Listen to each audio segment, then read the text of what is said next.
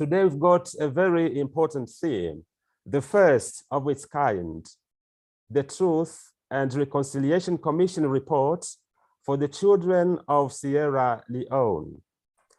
And we are happy and thankful to have our speaker today, Dr. Helen Bond, who I will just introduce briefly, as she will be also sharing her screen. Dr. Bond is a university professor in the School of Education at Howard University in Washington, D.C., USA, and the former director of the Center for Excellence in Teaching, Learning, and Assessment. Dr. Bond is the faculty liaison to the Center for African Studies. Dr. Bond has a PhD in human development with a background in international diplomacy. She's also a regular participant in our global peace events. She's also, of course, an author and contributor to our publications.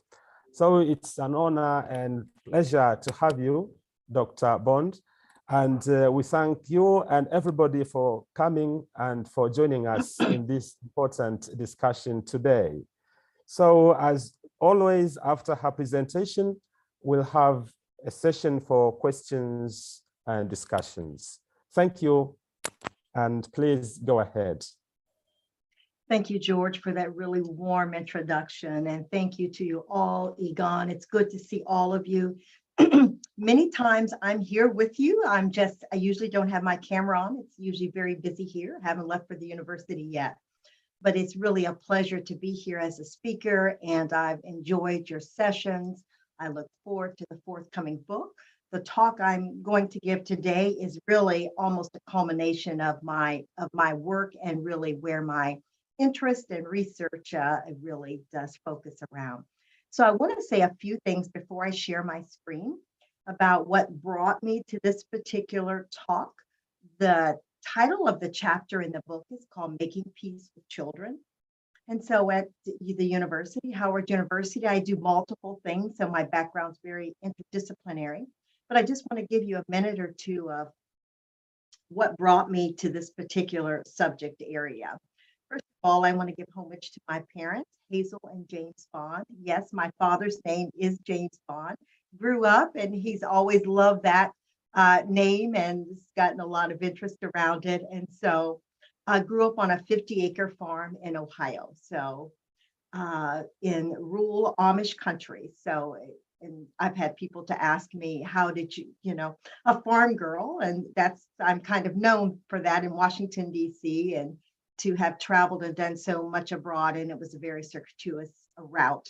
And so I can't hardly explain it myself, but my interests have always been international. I actually started out doing some work in Santiago de Cuba.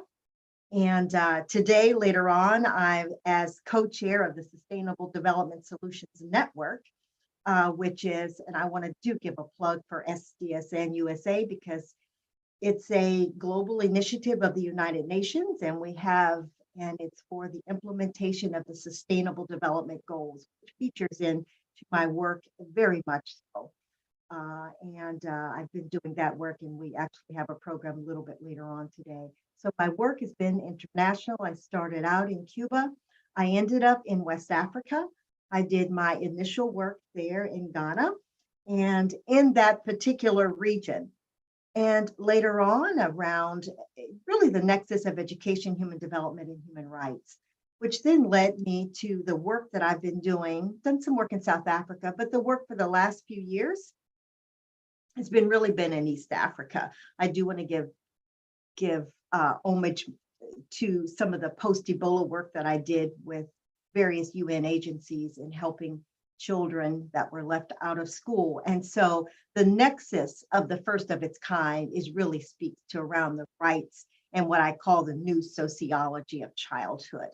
And so from East Africa, I've done a lot of work in Ethiopia around the development of a teacher licensing and relicensing system, a lot of work with refugee populations near Somalia. in Doloadu and places like that. So this all comes to the fruition of my interest in children's rights, the Convention on the Rights of the Child, and including children in peacemaking activities. And I'm going to share the screen in just a moment. And what I'm going to share with you today, the first of its kind, I was not aware of it. And even though I'm steeped in this work and I've worked with UN, OCHR, and various UN agencies, I was not aware of this aspect of transitional peace building and the inclusion of children.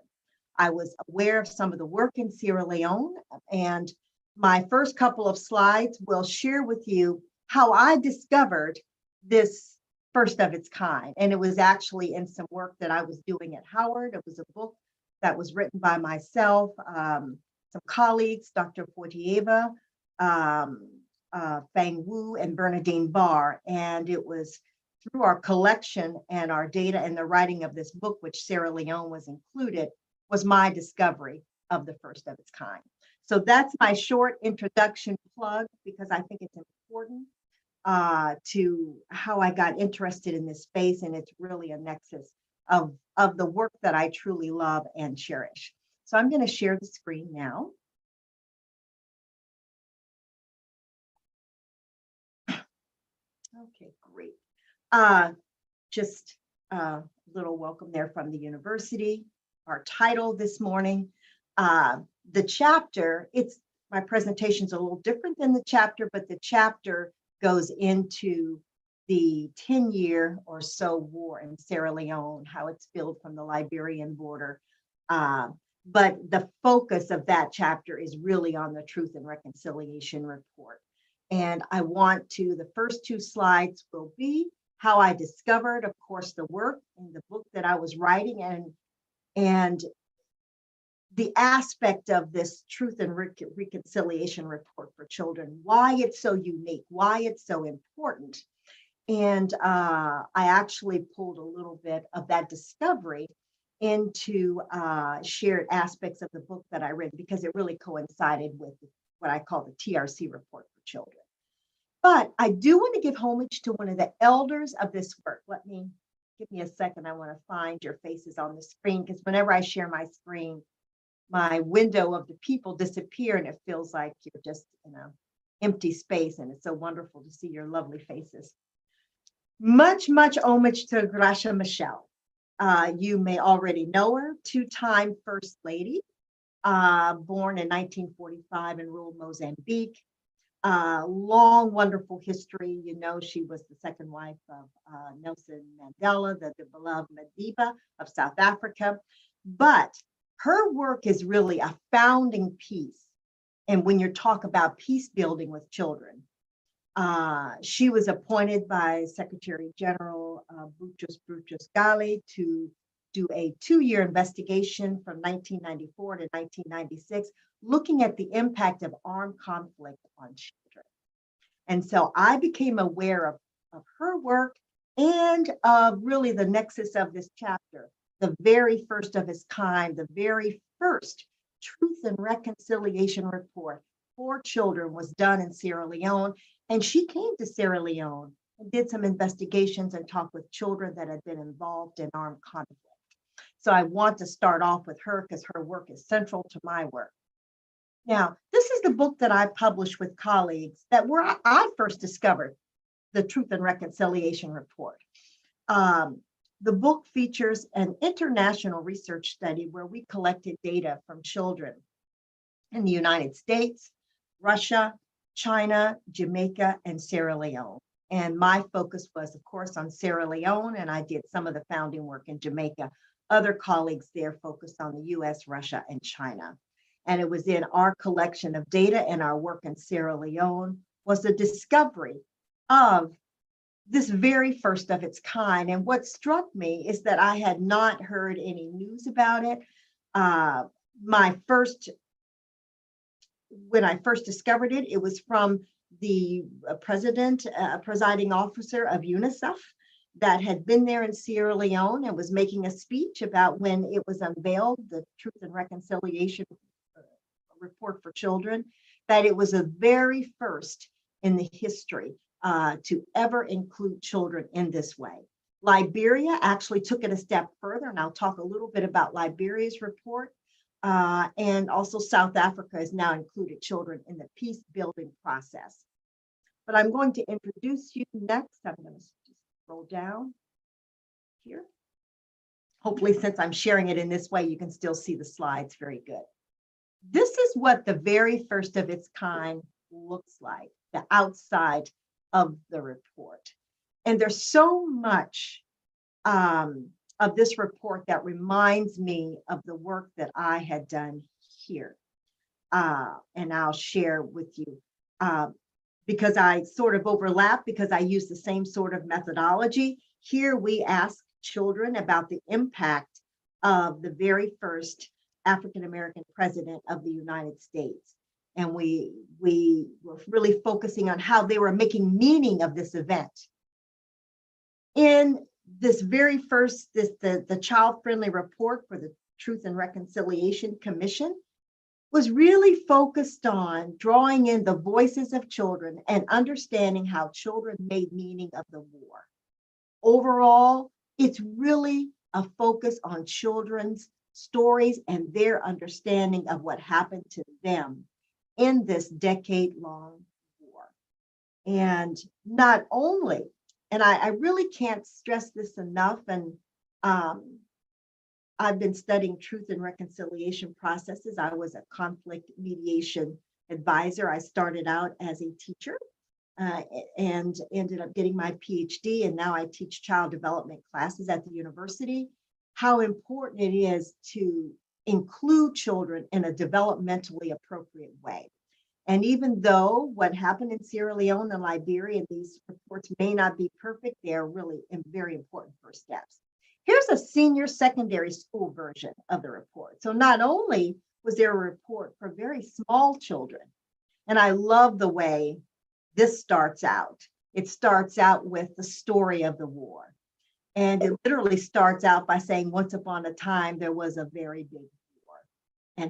And I'll just share with you how they included their voices, the processes, in what we call a transitional peace building format. Here's the secondary school version.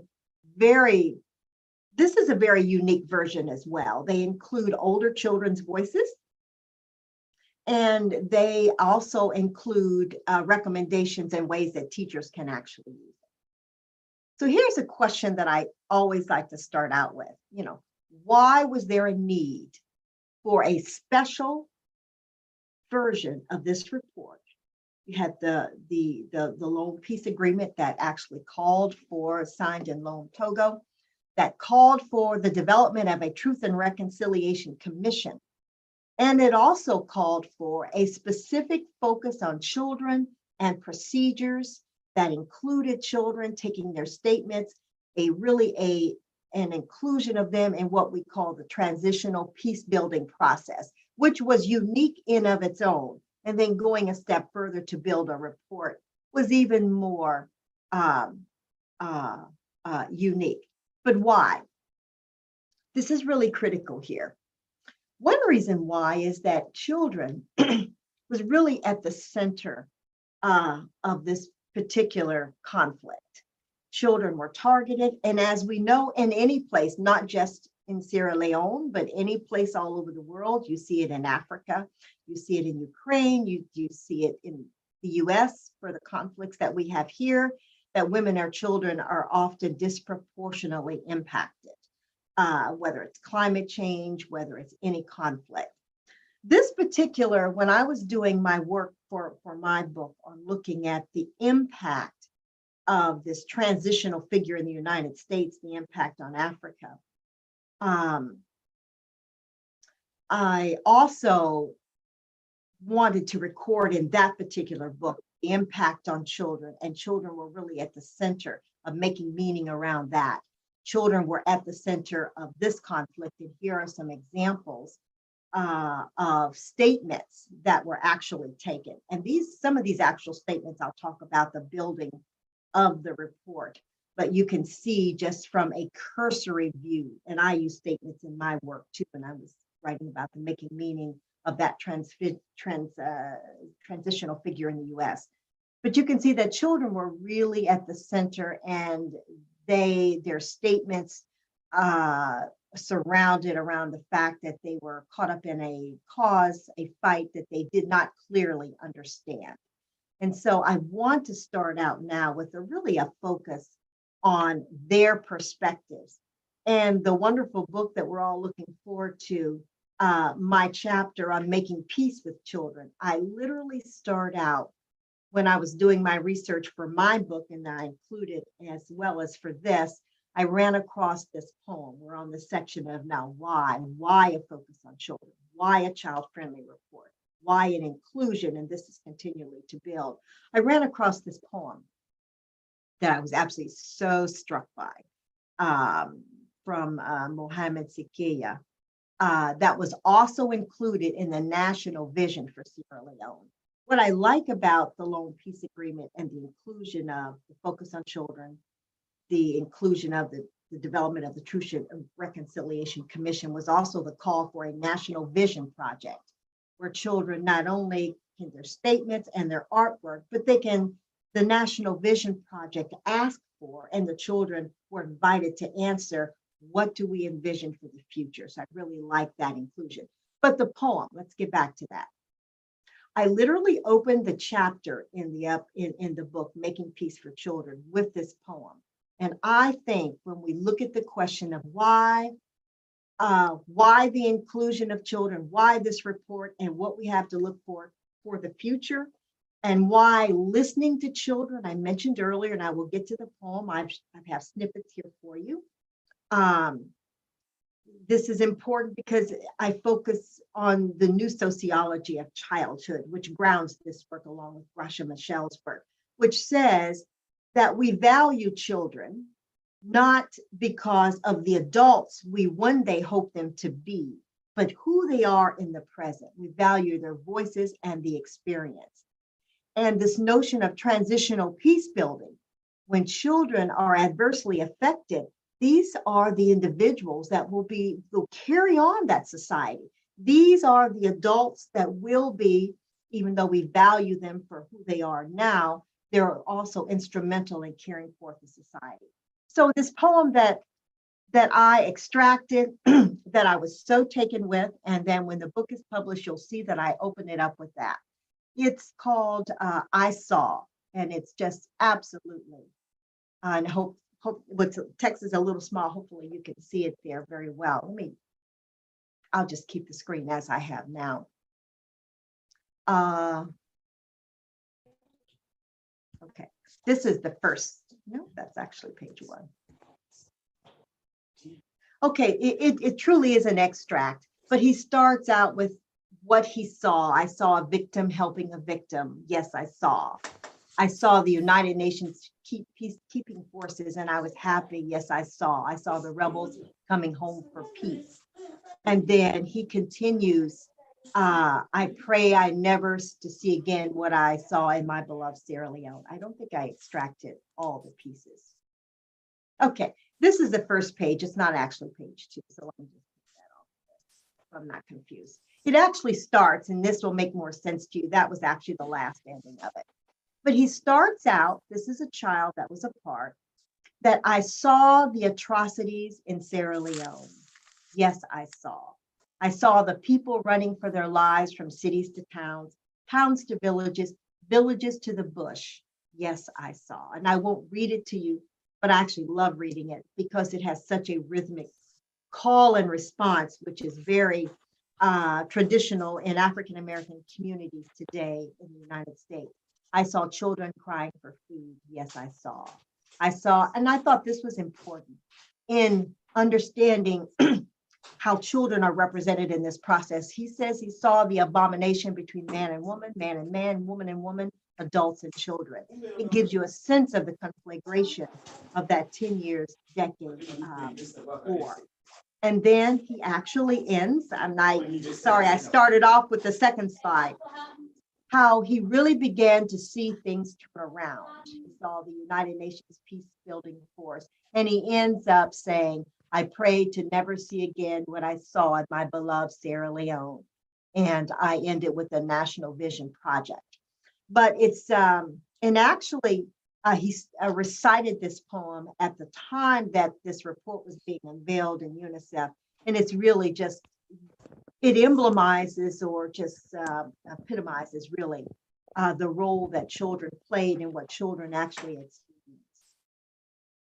So why the report? Why the inclusion? Why the focus on children? Why do we make peace with children? Because children are often deliberately targeted. Some 7,000 or more children were forced to join armed gangs, groups, or forces. And what's unique about the report is that their words, their pictures, their ideas were specifically included in a child-friendly way. Schools and hospitals were destroyed, targeted for abduction, rape, murder, and mutilation. One thing about this particular civil war that I write quite a bit about in the chapter, more so than a war about rebels and big armies, was really an internal civil war where people and groups inside Sierra Leone were targeted, and it actually spilled out into the region as well. And again, I talked about Gracia Michel's work and also influenced the commission and what the commission found. There was an enabling act that required to give special attention to the experiences of children in armed conflict. Building off of Gracia Michel's work, they found it disturbing that children were specifically targeted, schools were targeted, families were targeted as well. And as we know, I've heard talks on in this series about women in armed conflict and women in peace building. Women and girls were also targeted as well. And so what happened in Sierra Leone and the inclusion of this has really founded some of the better practices that I'll share at the end. So we start off in some of the reasons why. So the reasons why children were targeted, and it's important, children are important to carry on the future vision and the life of a nation. So what is a child-friendly report? We use child-friendly language. That's a term often used in UNICEF. We use it in education, especially in the field of human development. And it's really a simpler version that children can read and understand, but more importantly, it's a version that while these small children didn't necessarily write it, their voices, their words, they were included not just in a report, but in the statement taking, the procedures, and how the transitional peace building process will move through. Now, I talked about Gracia Michel's work. I'm going to check my time here. Founded this work, but this work is also founded on two conventions that I really respect. I just recently, as a matter of fact, talked about, well, the two major conventions here underlying this work is the Convention on the Rights of the Child, the CRC, and the African Charter on the Rights and Welfare of the Child. I just presented a couple of weeks ago in New York. I was in New York for the United Nations and spoke there for the United Nations UNGA that they have each year. And I gave a presentation around the nexus of the Convention on the Rights of the Child and the SDG 2030 Sustainable Development Agenda, and talked about that these two really overlap. They are mutually reinforcing. These two conventions here, these two international treaties, conventions more so, aspirational in many ways, also are mutually reinforcing. And they both focus on the whole spectrum of civil, political, economic, social, and cultural rights of children. Talked a little bit about the Truth and Reconciliation Commission Act. And what it did, and that there was a technical meeting. This wasn't a haphazard focus. So they met, and it was, these are some of the convening partners here. Children participated in a meeting called the Production of a Simplified Version of this report. So while they didn't actually write it, they participated in the building of it. And I just want to share some aspects of that. I'm going to move along faster. Okay, so what's so special here? No commission in the past has ever produced such a report. I've talked about that. Groundbreaking.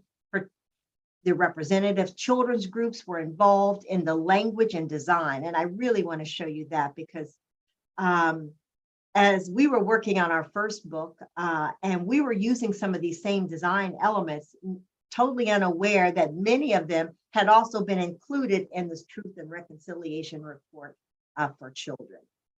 Children charged the commission to prepare this in their many meetings. And so a little bit of background on why this is really considered unprecedented and where other countries have picked up similar processes.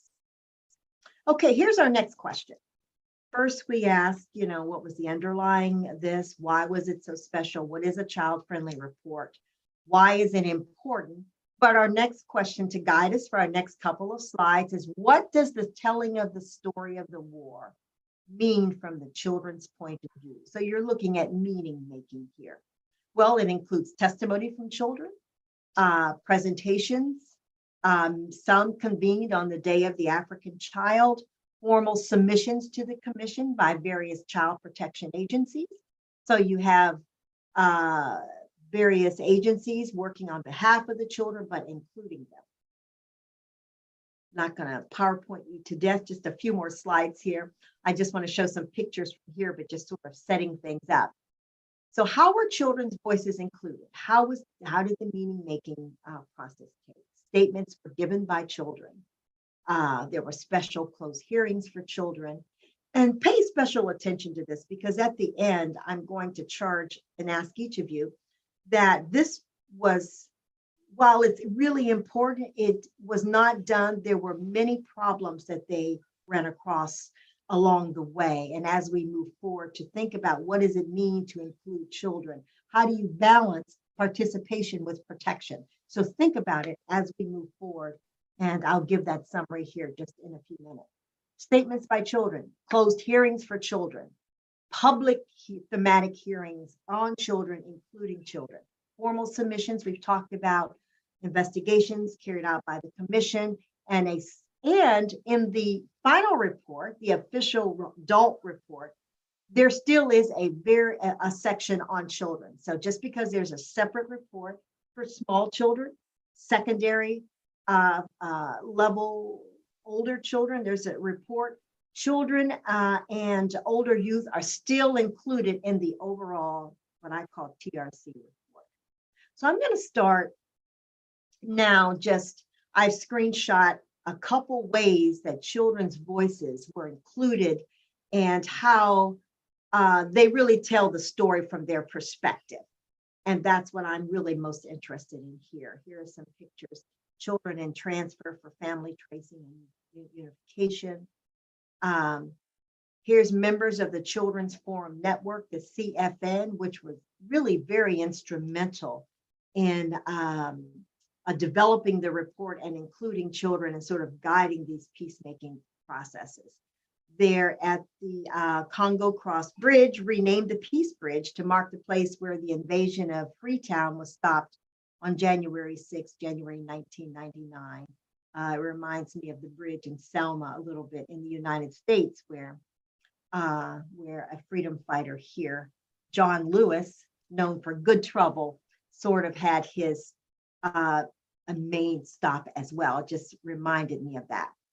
Now I'm going to show you really how children was included and how the report included children's artwork. And this part fascinated me because in our book, through children's eyes, how they made meaning of this first African-American, white mother, African father president. We also included artwork when we worked with children in Sierra Leone, and not even aware that there was a Truth and Reconciliation report that used the same sort of ways to include children's meaning. And it really tells a lot. I can't, emphasize when you look at how much meaning can be made from artwork. Here you see a child's drawing of War and Peace in Sierra Leone here. You see a fractured person, you see It's just, it's absolutely incredible. It has their name, the date there. Here's a child's drawing of a village under attack. And to the right, a child's drawing of a village attacked by rebels. Very much so a very personal war where children and youth and families and villages were targeted. And to have children to draw, to express their ideas and make meaning, I thought was absolutely incredibly genius. It really does give you the sense and the feel. Here's second drawings of home and war. I think, yeah, the use of the colors. And what we did in our book is not only did we have children include drawings of how they made meaning of this president in the US with an African father and a white mother from Kansas, we also were able to interview some of the children as well. But these drawings I thought were just incredible to include in the peace building process. This is a drawing from the senior secondary report. And, you know, I'll drop the links in there. And if you'll take some time to look at it, it's incredible because the children drew people, the people throughout the report were really drawn as animals, as you know, and I thought that was really unusual in how they were expressing what had happened. And this is just a snippet, but they drew pictures that showed every part of the war from the beginning to looking at a very hopeful end. Here's another snippet. They did wonderful writing and including their thoughts and how things came about. And it was really, it just showed the eloquence, the strength, the resilience, and how children were really very much so attuned, the older children especially, of what was going on. And this is just a snippet of how they were making meaning of that situation. And as I was looking through it, of course, it drew me right back. These aren't images in either one of the Truth and Reconciliation reports. These are images that children drew from Sierra Leone about President Barack Obama. And one of the things that we did in our report, we wanted understanding how children made meaning, that many children in Sierra Leone understood him as this transitional peacemaking figure, not with a Black father. Many of them saw Barack Obama as an African father. And we talked quite a bit about that. But this is how we include drawings. These are drawings from children in Sierra Leone that we collected. The book was published in 2012 by Key Research out of Canada. And it was just amazing how they understood him and viewed him and was very much so inspired by him. And so I thought it was just really important that the Truth and Reconciliation report included children's drawing. And I was just really taken aback by that because we had done the same thing and we felt very validated. But you can see their understandings of him. And we include their writings as well. We include snippets. And I just had to add, on the top level are some drawings from China about this transitional peace figure as we understood it at the time. And you can see the differences in how they understood him as well, very positive. Along the bottom are some drawings from Russia, which were very different. We talked quite a bit about, you know, the inclusion of the political climate between the two countries. You can clearly see in some of the drawings, especially this one with missiles coming from Russia to the US. There's one where, so the point here is that we included similar ways to make meaning as the Truth and Reconciliation report. And I just wanted to show you a snippet of how we did that. So not only children's drawings were included, which were incredible to look at, but children's statements were included as well. And you can see the heaviness of the statements One talked about being captured, walking long distances. Statement from a young girl at a closed hearing in Makina about hands being chopped off. More statements here about abductions. And it really gives you a sense of how chaotic and how personal this conflagration, this war, this conflict was. And again, why the need for children to come to not necessarily closure, but for their view of the war to be taken in consideration. Over 300 children gave statements. They were invited in closed hearings. I think I talked about that a little bit earlier. I'm going to wrap up. Watching the time here, it's 9:39. So let's wrap up. This was the hopeful piece. And just give me another 3 or 4 minutes and we will wrap here. The National Vision Project for Sierra Leone. I really, I just thought it was fantastic that, and the question was asked there, what do we envision for the future? And the children were allowed to give their vision, because in a sense, even though we value children for who they are now, not for the future adults we wish them to be, they are the future because they live longer and they will outlive us and they will resume their roles. And so here's a reconciliation drawing from the secondary Truth and Reconciliation report. And what do you see? Forgiveness, repentance, unity, reconciliation, progress, never again, and peace. And I thought, what a wonderful way to end this presentation. And these are the activities that are ongoing. Reconciliation is an unfinished business in Sierra Leone. I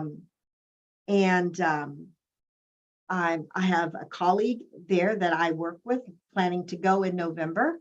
Would love to see how this is being carried forth. Some of them included teacher-led exercises as well. And of course, widely disseminated, and we can talk a little bit about that, used by teachers and children. And just very quickly, and I haven't, and this you can maybe look for it on your own, but Liberia really took what Sierra Leone did. Remember, we always say to copy, to imitate is the highest form of compliment. Well, Liberia's, which was neighboring, went and took this step forward. They included children in a different way, but in a more deep way, but they built off the lessons of the first of its kind in Sierra Leone. They called for the establishment of a national Palava Hut Forum. We have a Palava series at Howard in our Center for African Studies. Their policies, tools, and procedures were adapted to the Liberian context, legal measures. And so here's my wrap up. Here's the summary for today. Women and children are disproportionately affected by conflict. Children's voices were included as part of the transitional justice process. Children have a role in peace building. Adults must act in the best interest of children, child-friendly processes, strengthening international frameworks. Last, but there are questions that I'll leave you with that we must continue to work. What is the appropriate age to incorporate children?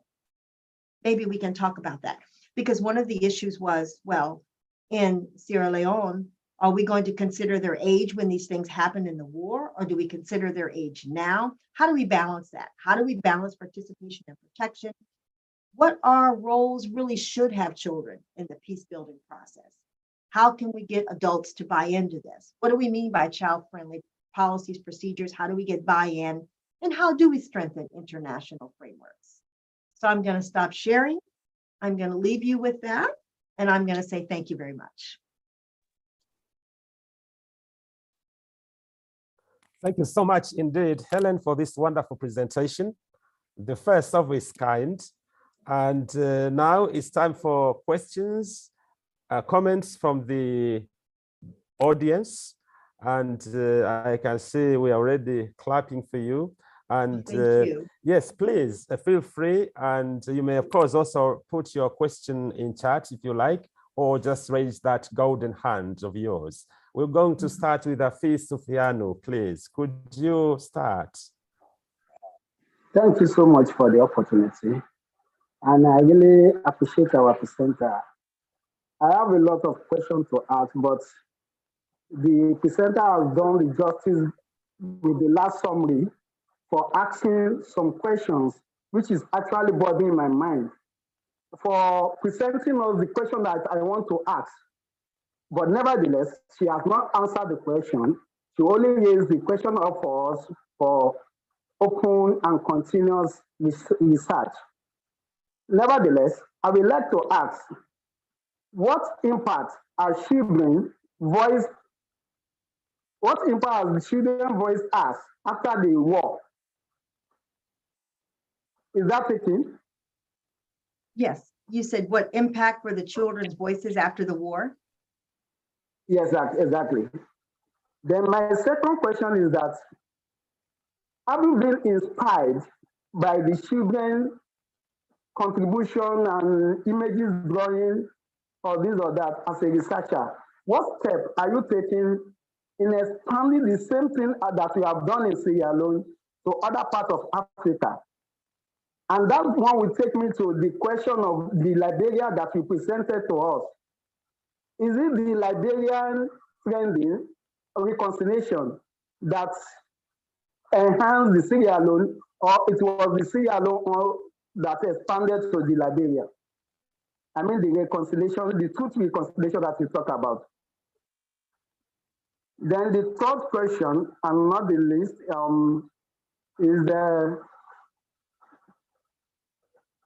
is the age bracket. You said we should consult the children. What age do we need? At what age can we start consulting the children? Thank you.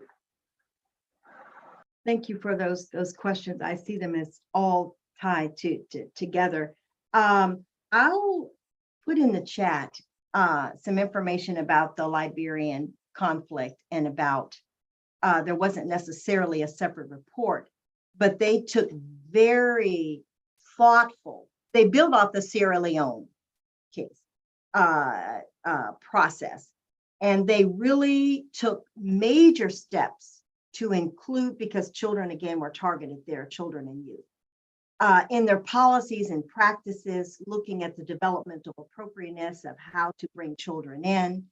And so they really did, in consulting them in child-friendly ways, of course, with a lot of support from a lot of supporting agencies, but lessons learned from Sierra Leone. And speaking about, I think one of your questions was about how is Sierra Leone moving forward? What does this mean that they consulted children? It made it, and I didn't get a chance to talk a lot about the dissemination and the role of that report. While that report is, sitting on a website somewhere and we can see it, there are activities that have continued after that to build off of that. One of the reasons that it was developed is that teachers could actually use it in schools as a way to teach and talk about what happened, and to really peace education in schools. In the senior secondary report, and I went over the slide very quickly because I wanted time to do this. There's actually questions, there's actually lessons and ways that teachers can actually implement the report. And that's one of my goals, is when I go back to Sierra Leone, I'm supposed to go in November, we'll see. I have a colleague there with the school, and I just wanted to get a sense of how that was happening. So it wasn't just what we call a one-shot deal. Activities continued, and it was being integrated into into the education system. But Liberia even took that a step further. So Liberia is really a case to look at. South Africa has also done some great things as well in this realm. And I think your question was, as a researcher, what does this mean? How do you take this forward? I'm very much interested into the lives and how children and young people, especially children, make meaning of things. I think it's very important. I'm inspired by the Convention on the Rights of the Child and the African Charter. I think it really speaks volumes on how we think about children and how we ascribe them agency and how they do have agency. And I just wanted to say, and I didn't give a lot of workup on this in the early beginning, but we all know, I mean, Gandhi said it as well, if you really want to change a nation, you must begin with the children.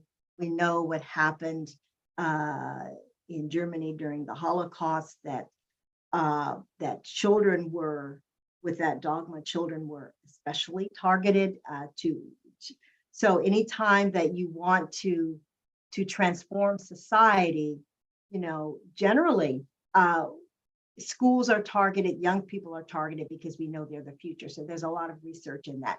I see some more hands up. So thank you for those questions. That was just a very large scale answer to many of them. So I see Ronald and I see another person that says, honestly, just Joe. So either one.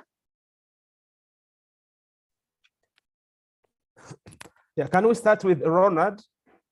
If Ronald, you hear us, please unmute.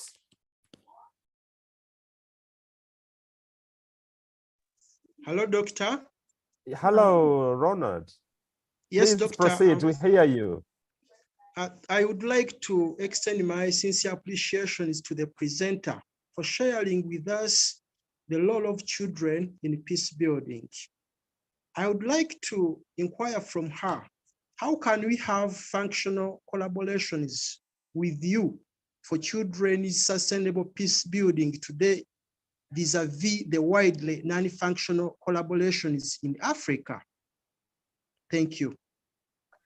Really great question. I'm the liaison for the Center for African Studies at Howard, and that would be a great way, because one thing that's special about this center, there's only, this is funded by the United States government, the State Department, well-funded center, and it's only there's only 10 centers throughout the United States specifically focused on African studies, funded by the US government. Throughout the US. And there's only one at an HBCU, an historically Black college and university, and that is Howard University. Again, Howard is very diverse. We have people from all over the world, faculty from all over the world. And so the Center for African Studies is a great vehicle to do that. I think at the end, I left my email address. It's hbond@howard.edu. At the center, we do lots of things. I'll put it in the chat before I leave. There's also a focus on African languages. We teach any number of them, about 10. Yoruba, Swahili, just any number. And we do research, and so there's a wonderful opportunities to collaborate. And I'm also an executive council member to the Center for Women, Gender, and Global Leadership. And so we just had the First Lady of Namibia about last week there at that center. So either center, I work with them both. I'm on both of their staffs, and I've taught in African studies as well. So that's a great way through that conduit. And if you'd like to collaborate, feel free to send me an email. I'd love to talk with you. Thank you so much, Doc. Thank you. Yeah. Thank you. And Joe, please, could you proceed? All right. Greetings, everyone. I hope you can hear. Thank you so much for the wonderful presentation. I want to say I love children, so I love the extent to which you included them as sources of information. You know, yes, because I guess I wanted to contribute and possibly answer one of the questions you asked. One thing, just from musing about children as much as I have, I've realized children perspective is adulterated by any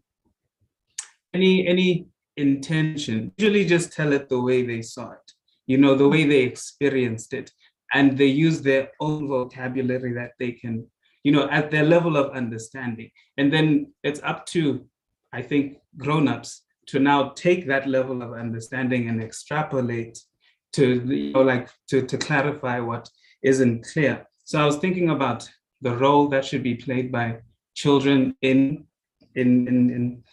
peace. I'm thinking depending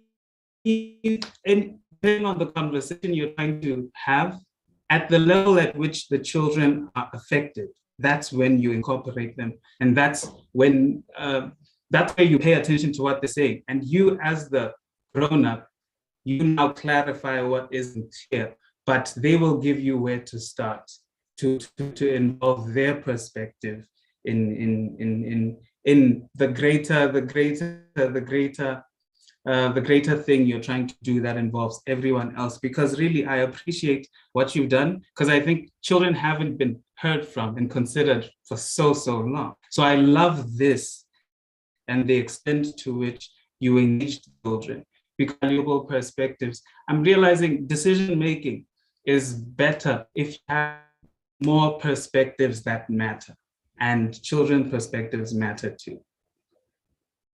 Thank you very much. I'm really pleased to hear that. And that speaks directly to what I was referring to as what we call the new sociology of childhood. I'm very much so interested in childhood studies and understanding children as important, not just, again, it's always framed around this saying, not just for who we as adults see them as the future. We project the future onto children without realizing they have understandings and ideas that are important to the present. So thank you, sir.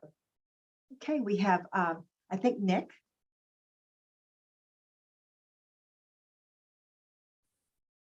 Yes, can you hear me? Yes, I can. Okay, right. Thank you so much for this really impressive presentation. And one of the things that I maybe a bit out of place here, but I seem to miss was the term trauma. Because of course in Sierra Leone, there's a certain degree of intergenerational trauma that will also affect the children. And there must be, through the things that happened in the past, also a fair amount of collective trauma. And then you also spoke of the vulnerability of especially the female children or the young girls, the girls. And I wonder to what extent you also deal with the subject of trauma or have noticed this in your work. Oh, absolutely, Nick. Wonderful question. I remember the presentation by your mother in and around this particular topic. I was listening very closely to her. Trauma is absolutely central, and one of the reasons why it's important to include children, not just in a singular fashion, but to consider the range of children's needs across their developmental lifespan. So that's very important. And that was one of the reasons, the recognition of trauma and even trauma on the body. We know that in terms of epigenetics, that trauma can somewhat even be inherited, can be passed down, certainly the influences and the impact on the body in forms of disease. And so right now I'm teaching basically a child development class, adolescent development, and we talk about the role of trauma and neglect, even on the physical brain. And so it absolutely, it's critical. It's just another reason why this is so important. So thank you for that question. I do appreciate that. And for all your questions, thank you.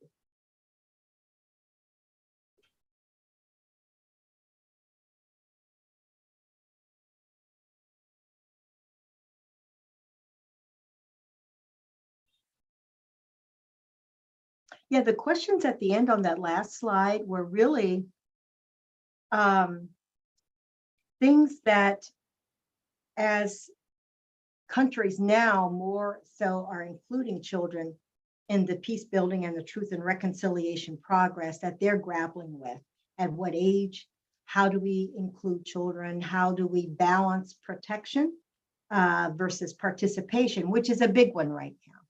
And so these are things that we have to consider. And I think looking at their developmental, where they are developmentally, but I also, as one of our questioners said before, commenters, that inclusion of them upon at the ages they were impacted. But there's a lot there to unpack. And so that's something that will continuously, but I think the overall frame of including them in the peace building process is what's important, and that will be contextualized, different contexts. But that's why I started off with Gracia Michel's work, which greatly informs the direction of this, and looking at the Convention on the Rights of the Child and the African Charter, the rights and the welfare of the child. Those two guiding instruments sort of clarify what we mean by a child is someone under age of 18, also clarifies their rights, their agency. I think those two have to be guiding documents to the process. And so it's really been a pleasure to be affiliated with this group. You're doing such wonderful work in peace building and peace education, and drawing that as a part of sustainable development is really important. While I was in New York, I co-chaired the SDSN USA with, you've probably heard of Jeff Sachs from Columbia, another colleague from Yale, another colleague from UC San Diego. And, but we have executive council members from literally all over the world. And the president of Howard University is actually on that council. And one thing that we all agree is that sustainable development can occur, must occur within a context where peace is prioritized. And so that was one of the overarching ideas that came out of many of the UN meetings and delegations that I was in. So it's a pleasure to speak to you today about that and to be heard. Thank you.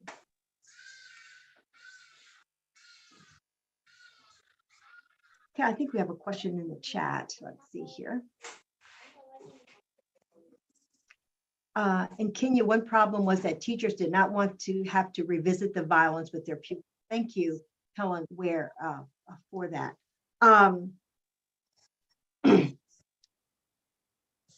And that's the reason that, for example, in the senior secondary report, teachers were actually consulted and was to help to develop ways in which it could be included in the classroom in a way that doesn't re-traumatize. By not referring to it, not including it, I'm thinking about a talk that I'll be giving in 2 weeks about some issues we're having in the United States about teaching tough history. And it can be done and it must be done. Peace building is a continuous process.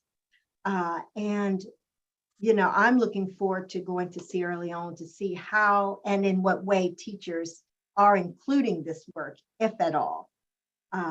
But there's ways to teach without traumatizing children. There's roles of teacher training institutions. I teach in the College of Education and Human Development, and I work right around. So there are ways to do that without necessarily sharing blame or spreading blame.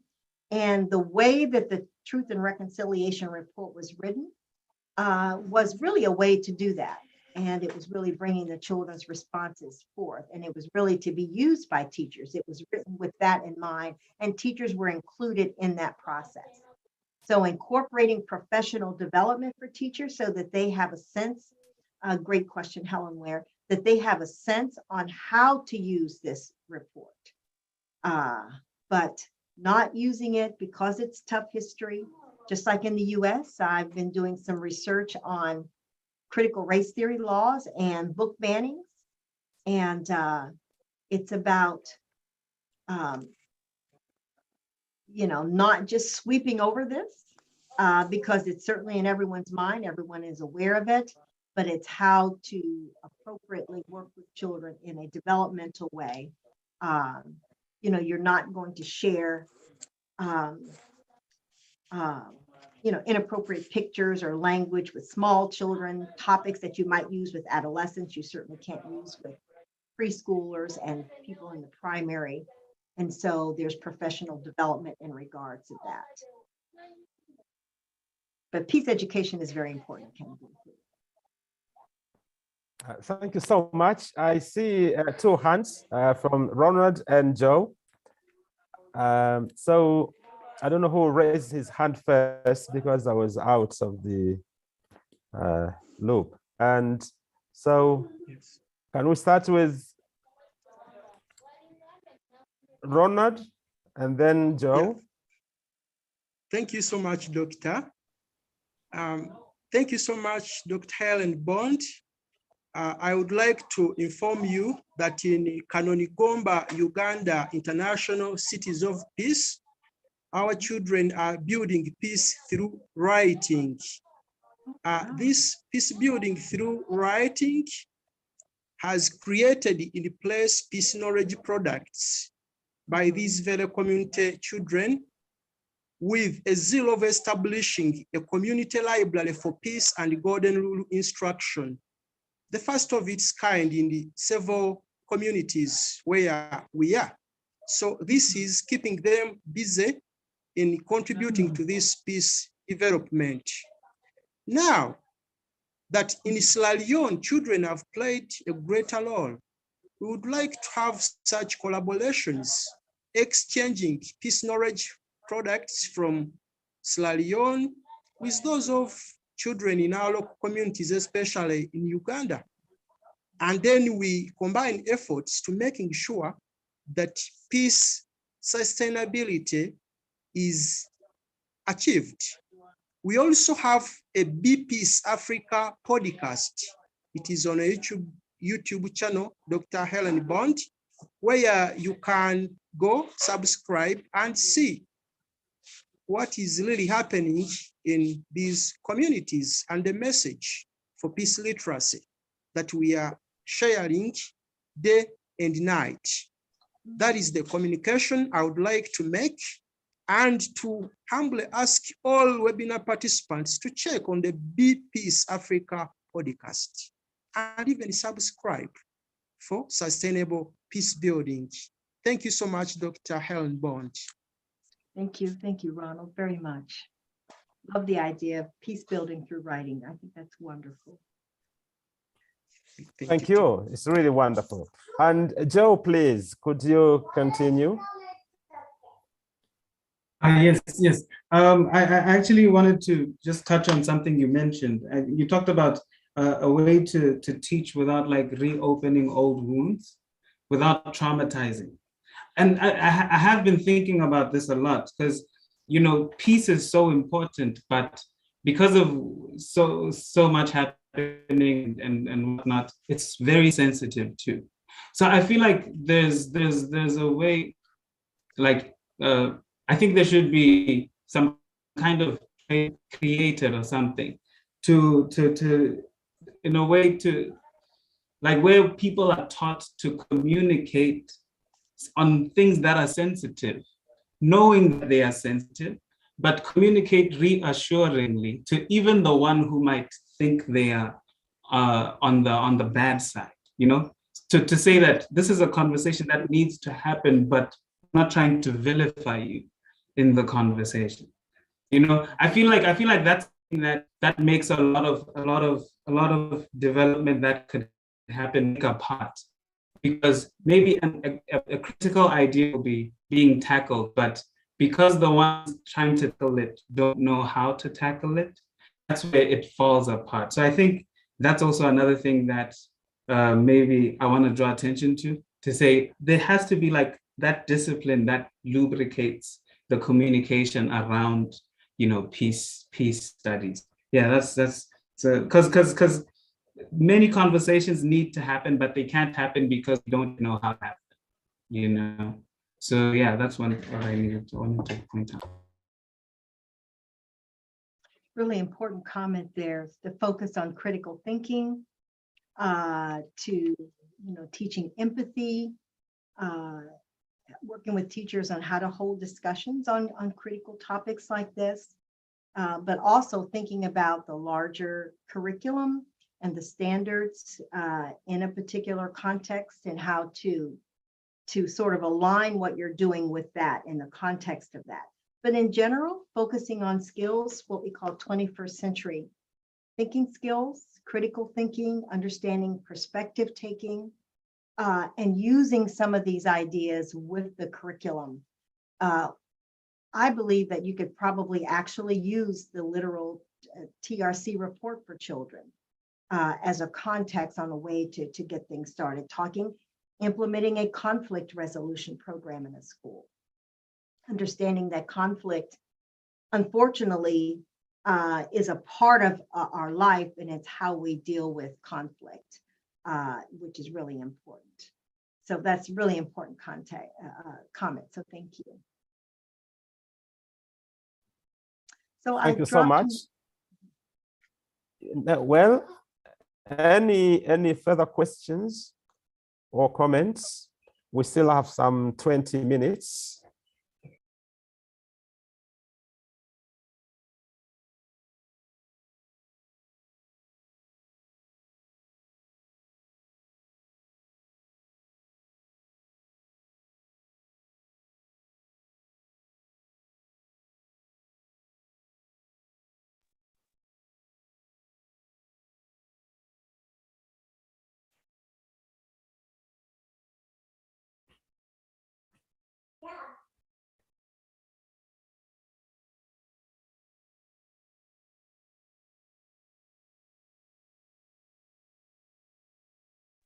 George, I'd forgotten time. I would have went on a little bit longer with the presentation. I was sort of thinking it was going to end around 10, but it's good that we have more time. So.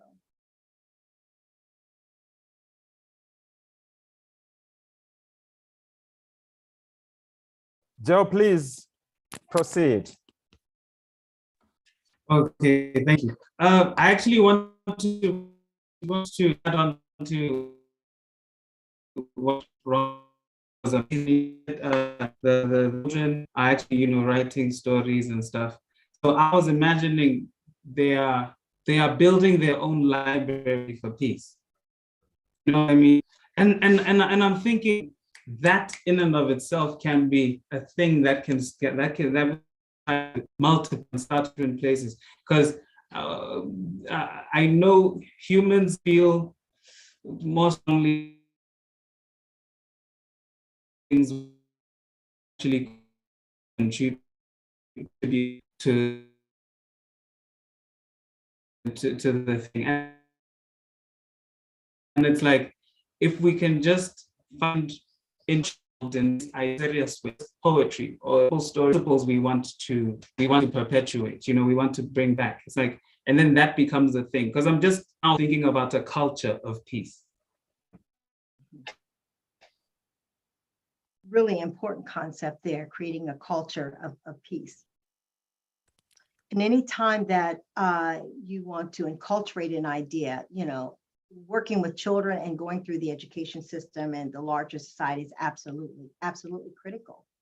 And so I love the idea of how you suggested using poetry, because if you look at some of the methods that were used in that, for example, incorporating the poetry of Mohammed Sikawa, the poem of I Saw, that's a great way. And that, that's aligned very well with, English language arts curriculum or curriculum around writing and speaking and communication, children writing essays around the stories of their life, sharing ideas around their family. And so there's ways to build peace building around, it's not necessarily an add-on. Often you'll hear people say that, teachers might say that, I don't necessarily have time for this, but actually it can be aligned very well with the curriculum and what they do as part of their content. I could really envision the TRC report could be used as part of the curriculum. You could use some of the drawings and the writings, and teachers could teach about ways to resolve conflict in their everyday life, here in the States, we have a push now on incorporating democracy in the curriculum, starting as something as simple as rules for the classroom. You know, teachers have rules, inviting students to partake in developing what sort of limitations on conduct and behavior we have in our classroom. You know, what are the consequences for that, to participate in the development of rulemaking and those processes. So schools are areas where children are generally socialized anyway, the context of schools and families. And so peace building has to be incorporated into that.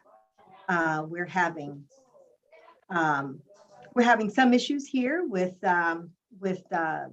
It's very political around critical race theory, what we call CRT, putting some limits on what certain groups think teachers should teach and what students should learn. In terms of books, we've had in one state, Texas in particular, has banned over, or challenged, I should say, where a group challenges a book because of its content. It's often has political undertones, but at least 714 books. That's one particular state.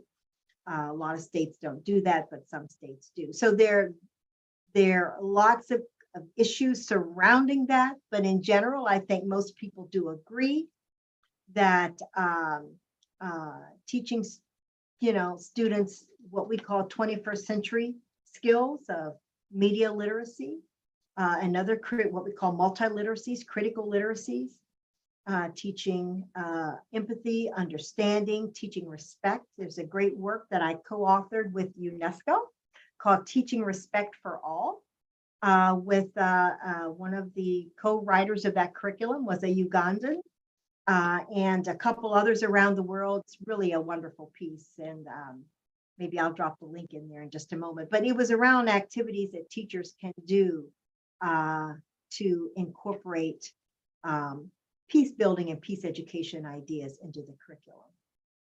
And one way to do that is through literacy, is through reading the stories of people. And my argument is, I'm giving a talk with the Robert F. Kennedy Foundation, and it's titled The Magic of Mission 4.7. 4.7 SDG is the target around transformative education, or education for sustainable development, but it's also global citizenship education. It's also human rights education. It's also peace education. It's the nexus of all those things. And my argument in that upcoming talk is that Mission 4.7 is critical.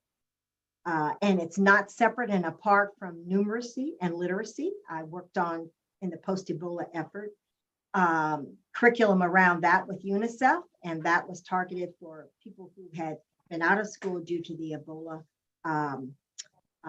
epidemic. And but we, even in that was makeup curriculum, even in that we included what we call life skills. And so these ideas can be brought in many, many ways. And the talk that I'll be giving around what I title The Magic of Mission 4.7 is that life skills and peace education is really, it's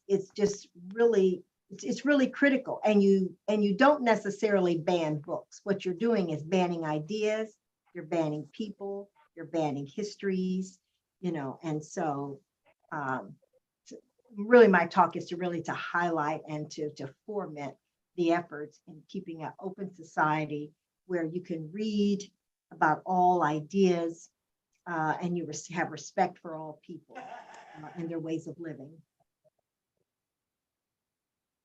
Thank you so much, Helen. Ronald, please pray. Thank you so much, Doctor. In these few remaining minutes, I would like to inform all webinar members that as International Cities of Peace, especially Kanonigomba, ICP, we are making the curriculum of the Golden Rule Education for Africa. So the Golden Rule states that do for others as you would have them do for you. Do for others as you would have them do for you. The architecture of this Golden Rule is Fred Ament, the CEO of the International Cities of Peace. The Golden Rule ethic is an arm for peacemaking with its 4 principles of empathy, engagement, compassion, and unity. It is functional in nature, but not theoretical. It takes into account what we have shared, like peace literacy, a unitive peace vocabulary, a unitive peace message, and it unites, bringing on board all participants, all partners, ranging from children up to those that are elders. So if we practice the golden rule ethic, which has been missing on this continent, we shall really achieve the sustainable peace that we are looking for. To all webinar participants, there is a simple question here.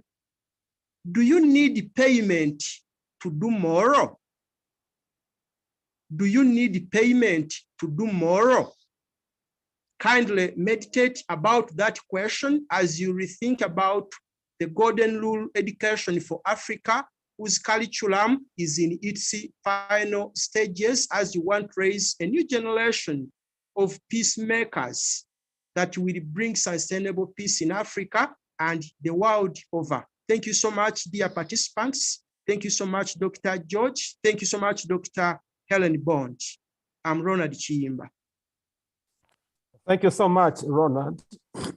And probably, as you know, we have book chapters that we have requested for, and the deadline for submission is the 15th of December, where actually I hope that, you know, these wonderful ideas from Ronald, for example, and of course the presentation by Helen today, and several others who have made their presentations before, and those who are planning to, you know, present later, even next year, you are welcome to write a 10-page book chapter. And we really hope that will be published by Springer International. And also, you might also be aware that we just finished, actually yesterday, the International Peace Conference of the Asia Pacific Peace Research Association. And I'm glad that global peace was really well represented. There were 2 panels, for example, that are very interesting to me, and I think to this group. The one was chaired by Professor Egon Spiegel on spirituality and religion and peace, where he, you know, shared ideas, discussed them with Professor Lester Kurtz and Professor Liu Cheng and others, of course, Michael Negla and so on. But also there was another team where Matt Meyer was and myself, together with Eliseu Njaiko and Mosora Alom and others. And we talked about innovations. And actually we talked about global peace, this program as an innovation, where we bring together, we envision, you know, forming a network of peace builders across the world, you know, to discuss various issues of peace, but also of sustainable development. And actually 3 things were mentioned, particularly by Matt Meyer, who is the Secretary General of the International Peace Research Association. One being the conference that will take place in Juba, South Sudan, actually next month. And so everybody is invited to take part in that. And also that there will be also another international peace conference in Belize next year, 2023. And in 2024, all roads will lead to Tanzania for the next conference. So I just wanted to share with you what really transpired in India, where the 2-day peace conference just ended yesterday. Yeah, thank you so much. And George, yes, George, Igor, please. Please tell a little bit about a certification we want to give out. All right, thank you so much, Egon, for that question. We intend to give a certificate of participation to members who have participated in at least 10 presentations. And of course, even those who have been there longer, and some of you have been there, more than 10, times, some even 20 or 30, some actually every day, which is really amazing, and we appreciate that. We want to give different types of certificates. But to begin with, for those with the 10 participations, where you receive a certificate, and we ask you also for your postal address, so that we can send you this certificate, but also plus another surprise that will come from Egon Spiegel and Liu Cheng. And so if you could send us the postal address, we will send you the certificate and that surprise. And yeah, I don't know, maybe you can say more, Egon, about it too. Thank you. No, I cannot add anything. Only please send a list of your participations to, I would like to say, to George and CC to me. So we can write the certification for you. But actually, we need a list of participations. And okay, yeah. Right, thank you. And of course, if you have forgotten the speeches that you attended, you can go through the list, that I attach to my emails every week. Yeah. Right. Good. And now I'm going to ask for some, concluding remarks from Helen. And we thank you very much indeed. Oh, there's a question from Afiz. And so Afiz, please. Thank you, sir. I want to make a suggestion on the giving out of the certificate. Is it necessary to be 10 in number? Can't you make it just one so that it will be cut across? We do not need to be saying that I've attended this, those, so something. It's just be under one umbrella, that's Sustainable Africa Development. So the certificate is just there, the global peace. I don't know, maybe you actually capture what I'm trying to say. Yeah, the way I see it is you are proposing that we don't have to list the number of, presentations. The speakers, yes, the presenters. Yeah, well, I think it would be good, to say, okay, this particular, presentation was by so-and-so, just 2 names, for example. And which we just put at the back. What about the person that attended the whole webinars? Is this necessary for him to list some speakers? Well, I think it's nice, that it's good for also your further, reference.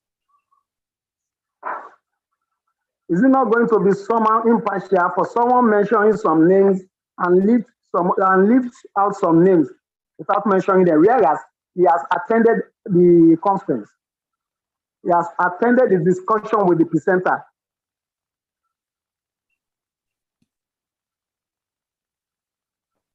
I mean, actually, is it not going to be impartial for listing some people and leaving some people out of the list? Oh, like for instance, now I can say it's only 2 that I've missed out of the whole webinar something. So who am I going to mention and who am I not going to mention in the presentation of the certificate? Yeah, well, I think it's actually not really necessary to mention everybody, but for those that you attended, you can just mention their names. I've attended more than 20. I only missed 2. That's right. Actually, you attended, I think, 40 of them. So, yeah. So I'm just making a suggestion anyway. I'm not pushing it to the corner.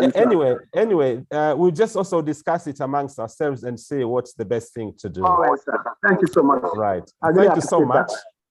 Great. You're welcome. Yes, so concluding remarks, Helen, thank you so much indeed. And thank you everybody for your participation. Please keep it up. Helen? Yes, I'd just like to say thank you so much for the invitation. It's been a pleasure to speak to you today, to share my ideas. Looking forward to attending many more of these. And so thank you, George, Egon, all the wonderful questions. And it's really been a pleasure. Thank you. Thank you very much indeed, Thank you, Helen. and all the best.